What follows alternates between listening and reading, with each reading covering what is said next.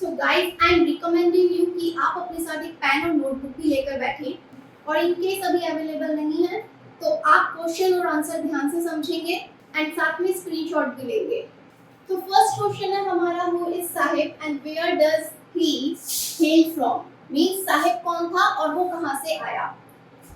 And in another language इसको इस तरह से भी पूछा जा सकता है, what is Saheb looking for in the garbage dumps and where has he come from. Means वो कूड़े के ढेर में क्या ढूंढता था और वो कहां से आया था। So as I already told you कि एक क्वेश्चन को एग्जामिनर आपसे अलग अलग लैंग्वेज में पूछ सकता है, तो आप बिना कंफ्यूज हुए ये आंसर प्रिपेयर कर सकते हैं। First, Sahib is a rag picker, कि वो एक कूड़ा उठाने वाला बच्चा था, from Seemapuri which is a suburban colony of east Delhi. और वो कहां से था, कहां रहता था, सीमापुरी में रहता था, जो कि दिल्ली का एक बाहरी इलाका है। Second point, Sahib is looking for valuable things और money in the garbage dumps. और वो कूड़े के ढेर में कुछ कीमती चीजें ढूंढा करता था और पैसे। And sometimes Sahib find a रूपी, और कई बार उसको कूड़े के ढेर में कुछ रुपए भी मिल जाते थे, कई बार उसे 10 रुपए का नोट भी मिल जाता था, और कई बार उसे चांदी का सिक्का भी मिल जाता था। There is always hope of finding more। तो जब कूड़े के ढेर में से उसको ये चीजें मिला करती थी तो हमेशा उसकी एक आशा बनी रहती थी कि मुझे और भी कुछ अच्छा यहाँ से मिल सकता है। स्क्रीनशॉट ले लीजिए। और थर्ड पॉइंट है हमारा, he has come from Bangladesh, वो बांग्लादेश से आया था। His house and fields were swept away due to storm। या और उसका जो घर था और जो खेत थे वो तूफान की वजह से तबाह हो गए थे, बह गए थे। सो आई डोंट थिंक अगर आपने इसकी स्टोरी को अच्छे से पढ़ा है, डिटेल में पढ़ा है, तो आपको क्वेश्चन आंसर याद करने की जरूरत पड़ेगी। क्योंकि अगर आपकी इंग्लिश अच्छी है, आप इंग्लिश अच्छा बोल सकते हो, तो डेफिनेटली स्टोरी जानने के बाद आप क्वेश्चन का आंसर अपनी लैंग्वेज में भी बना के आ सकते हो। आपको सिर्फ समझना है क्वेश्चन में पूछा क्या है, और उसका आंसर तो हमने वहां रीड किया था, वहां पढ़ा था। तो इसको मैं इस तरह से लिख देता हूँ।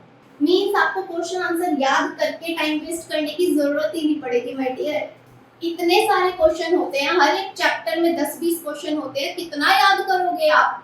इतना याद नहीं रखा जाता है, इसलिए याद करने की आदत आप छोड़िए, समझने की आदत को आप डालिए।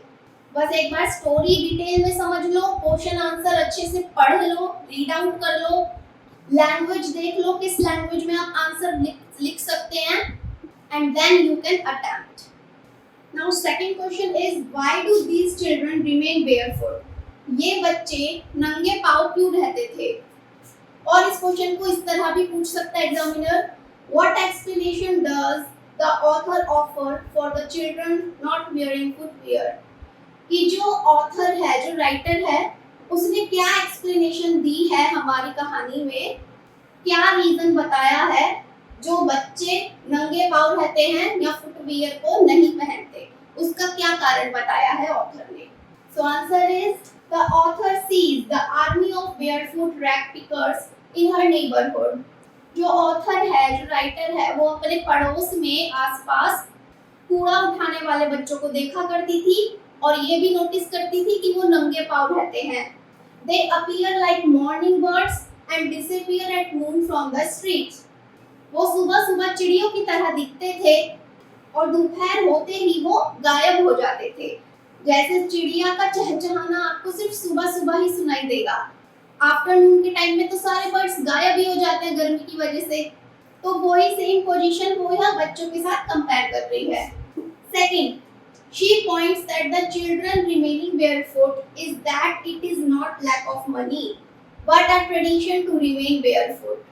फिर वो बताती है कि ये जो बच्चे हैं ये नंगे पांव इसलिए नहीं रहते क्योंकि इन पे पैसों की कमी है, बल्कि इसलिए रहते हैं, इसलिए ये चप्पलें नहीं पहनते क्योंकि उनके यहाँ का रिवाज है। क्या रिवाज है कि नंगे पांव रह के ही तुम्हें कूड़ा उठाने जाना है। Third point is, the author feels that this is only an excuse to explain a continuous state of poverty।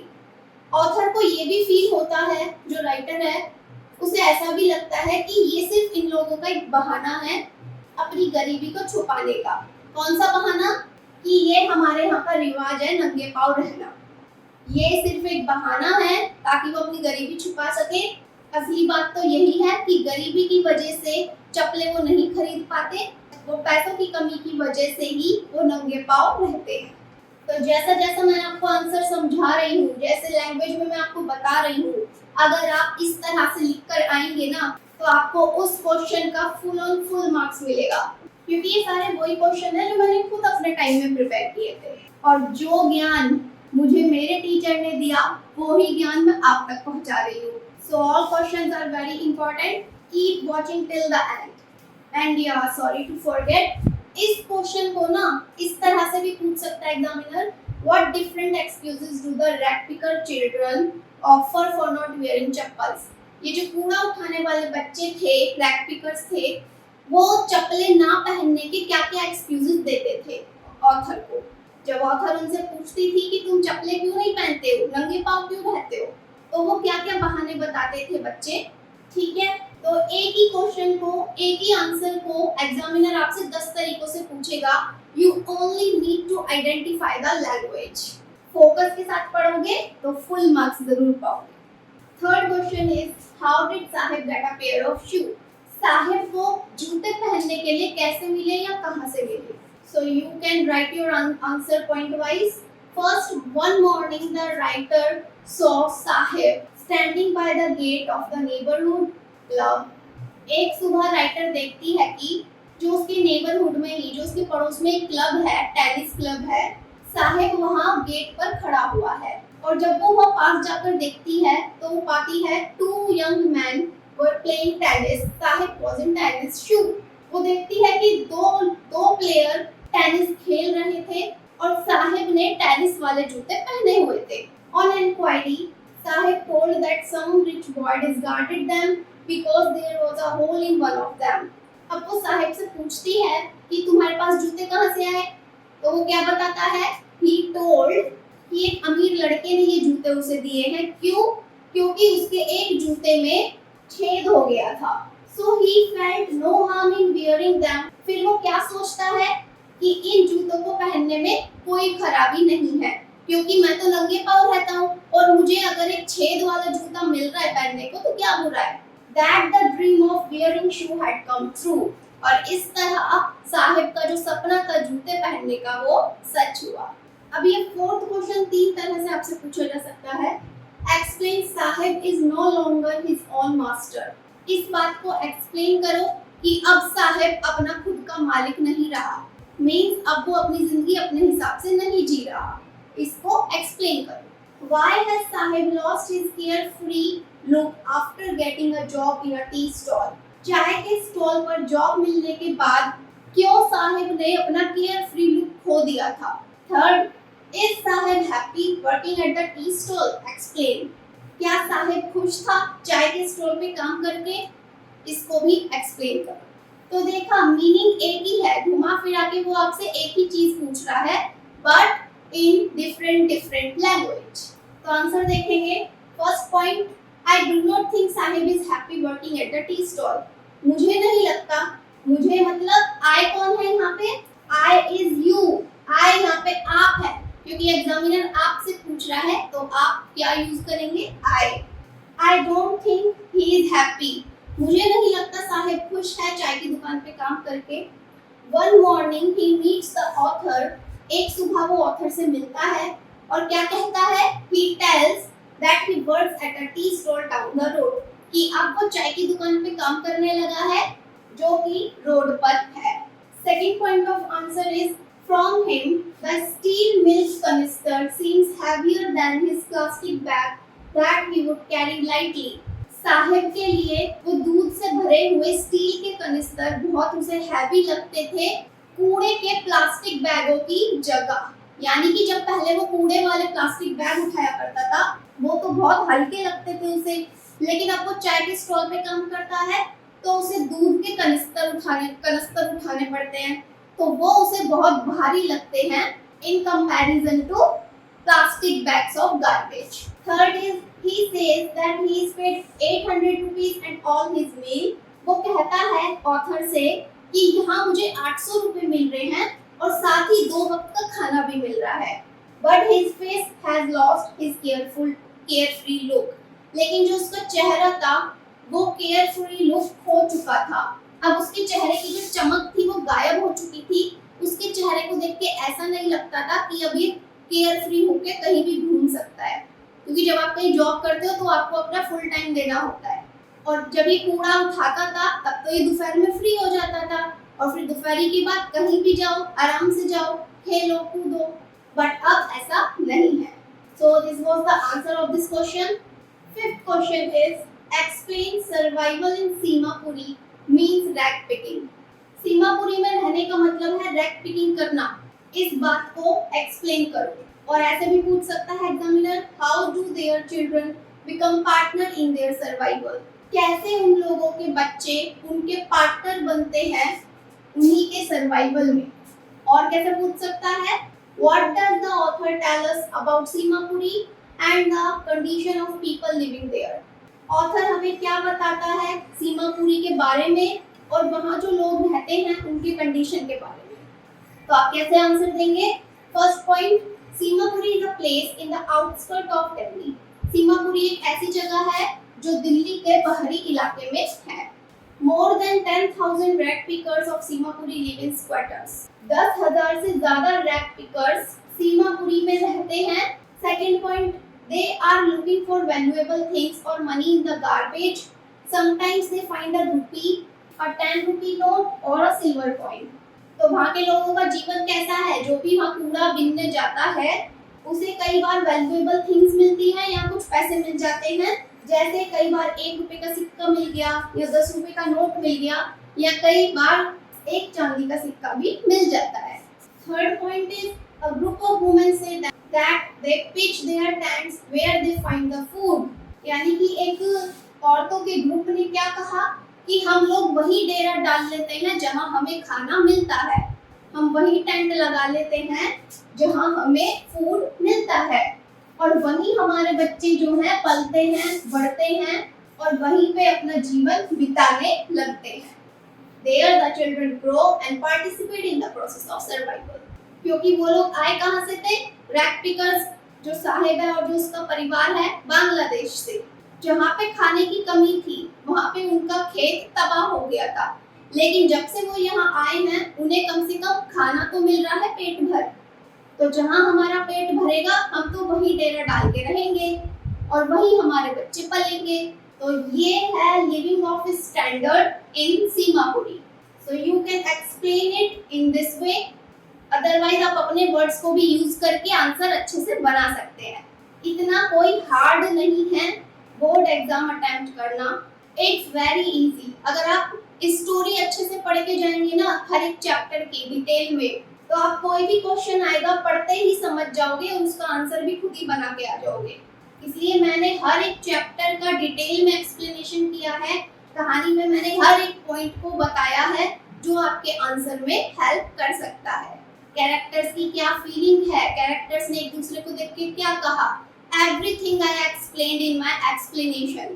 तो आप वो भी चेकआउट कर सकते हैं। प्लेलिस्ट में जाना क्लास 12 इंग्लिश, वहाँ आपको चैप्टर्स के एक्सप्लेनेशन मिलेंगे जिसमें मैंने डिटेल में कहानी बताई है।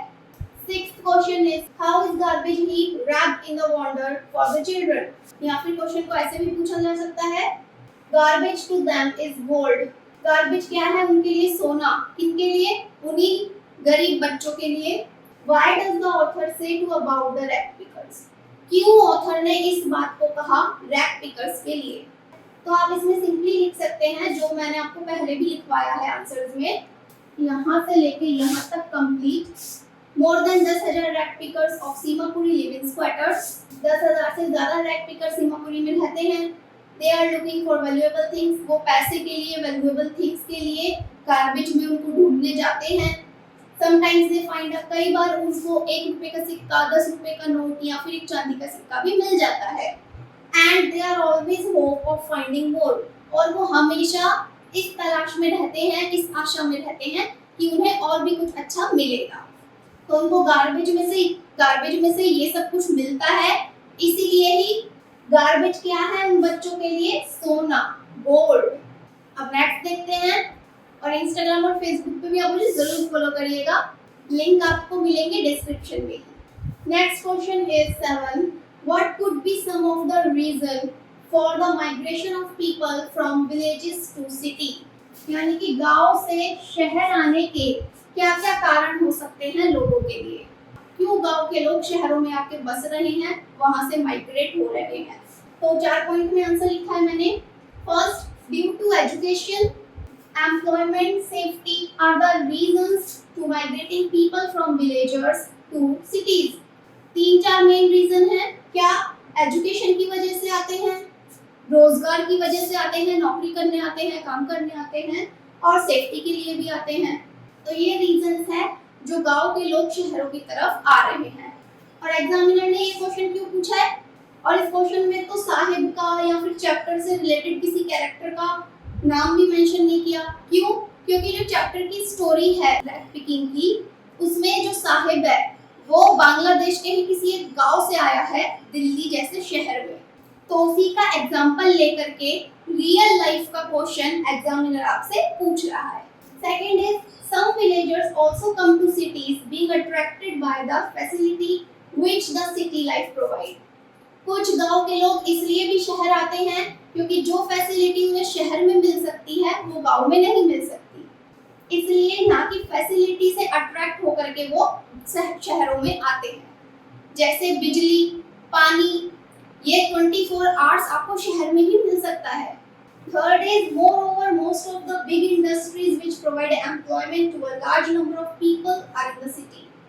और जो बड़ी-बड़ी इंडस्ट्रियां होती हैं वो रोजगार देती हैं, वो काम करने का मौका देती हैं अपनी कंपनियों में उन लोगों को जो लोग शहरों में रहते हैं, क्योंकि कंपनी को भी चाहिए कि हमारी कंपनी में वही बंदा आए जो शहर में रहता हो, जो आसपास से ही आ सकता हो। That is why to seek employment people from villages come there.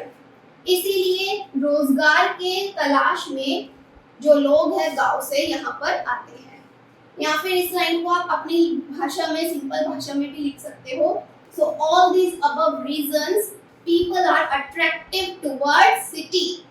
ठीक है, और भी 10 तरीके से आप इसे लिख सकते हो, जरूरी नहीं है जो मैं बोल रही हूँ आप ऐसे लिखो, आप अपने वर्ड्स भी यूज कर सकते हो। अब देखते हैं इसका एक लॉन्ग क्वेश्चन जो कि 6 नंबर तक में आता है, and how you can attempt it. Right a character sketch of Sahib of Seemapuri. Seemapuri का जो साहिब है उसका कैरेक्टर स्केच आपको बताना है। और कैसे पूछ सकता है?